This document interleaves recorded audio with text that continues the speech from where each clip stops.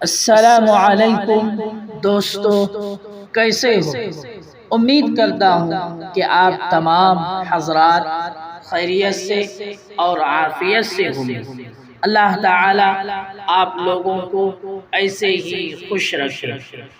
آج میں حضرت انس بن نضر رضی اللہ عنہ کی شہادت کا واقعہ آپ حضرات کے سامنے پیش کرتا ہوں۔ اس سے پہلے کہ اگر آپ ہمارے چینل پر نئے ہیں تو سبسکرائب کریں، لائک شیئر ضرور کریں۔ تو واقعہ کی طرف چلتے ہیں۔ حضرت انس بن نضر انصاری رضی اللہ عنہ خادم رسول حضرت انس بن مالک رضی اللہ عنہ کے چچا ہیں۔ ان کے بارے میں اللہ کے رسول صلی اللہ علیہ وسلم نے فرمایا، انس بن نضر رضی اللہ عنہ ان لوگوں میں سے ہیں کہ اگر وہ کسی چیز کے بارے میں اللہ کی قسم کھا لیں تو اللہ تعالیٰ ان کی قسم پوری کر دے۔ اللہ تعالیٰ نے ان کو شجاعت و بہادری سے بھی نوازا تھا، چنانچہ انہیں بدر کی لڑائی میں شریک نہ ہونے کا بڑا صدمہ تھا۔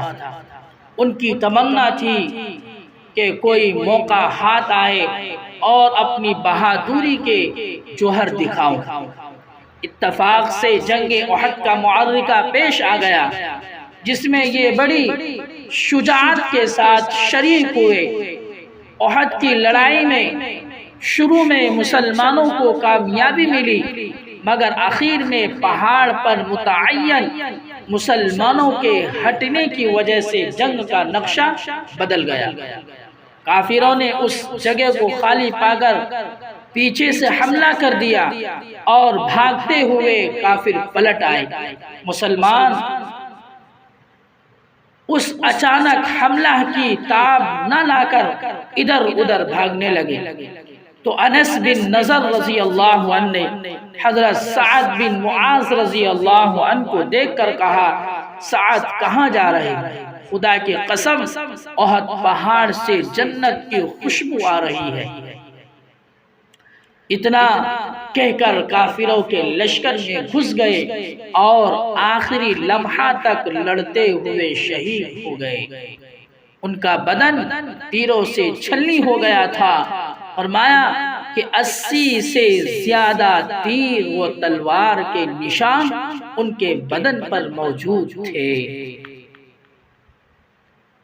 اللہ حافظ۔ السلام علیکم ورحمۃ اللہ وبرکاتہ۔